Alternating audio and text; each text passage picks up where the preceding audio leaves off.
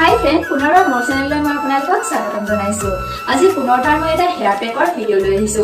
আজি মই আপোনালোকৰ আগত যিটো হেয়াৰ পেক দেখুৱাম, এই হেয়াৰ পেকটো আপোনালোকে সপ্তাহত দুদিনকৈ যদি ব্যৱহাৰ কৰে তেতিয়াহ'লে আপোনালোকৰ চুলিখিনি গুৰি কৰাই মজবুত হ'ব।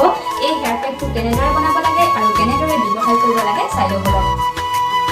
আজি মই বনাবলৈ লোৱা হেয়াৰ পেকটোৰ কাৰণে আমাক লাগিব জবা ফুল। ইয়াতে মই জবা ফুলৰ যিখিনি ঠাৰি আছে সেইখিনি ব্যৱহাৰ কৰা নাই। এতিয়া মই জবা ফুলখিনিৰ পৰা ঠাৰিখিনি আঁতৰাই ভালদৰে মিক্সিৰ জাৰটোত থৈ লৈছো। তাৰ পিছত মিক্সিত ভালদৰে পিচি লৈছো। এয়া চাওক, মোৰ পেষ্টখিনি পিচা হৈ গ'ল। এতিয়া মই এই মিশ্ৰণখিনি এটা বাটিত উলিয়াই লৈছো। এয়া চাওক, আমাৰ হেয়াৰ পেক চুলিত লগাবৰ কাৰণে ৰেডি হৈ পৰিল।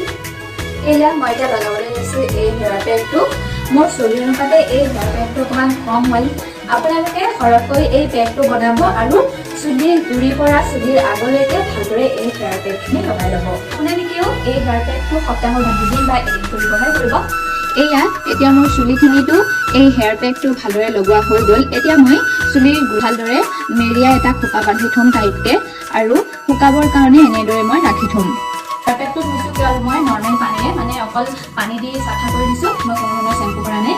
এতিয়া চুলিখিনি আধা শুকাইছে আৰু অলপ অলপ শুকাবলৈ আছে। আপোনালোকেও এই হেয়াৰ পেকটো সপ্তাহত 2 দিন বা এদিনকৈ ব্যৱহাৰ কৰিব। চ' ফ্ৰেণ্ডছ, আশা ৰাখিলোঁ আপোনালোকৰ কাৰণে এই ভিডিঅ'টো সহায়ক হ'ব। যদি সহায়ক হয় এটা লাইক কৰিব। যিসকল মোৰ চেনেলত নতুনকৈ আহিছে তেওঁলোকে মোৰ চেনেলটো ছাবস্ক্ৰাইব কৰি মই কাষত থকা বেল আইকনটো টিপি অল অপশ্যনটো ক্লিক কৰি দিব।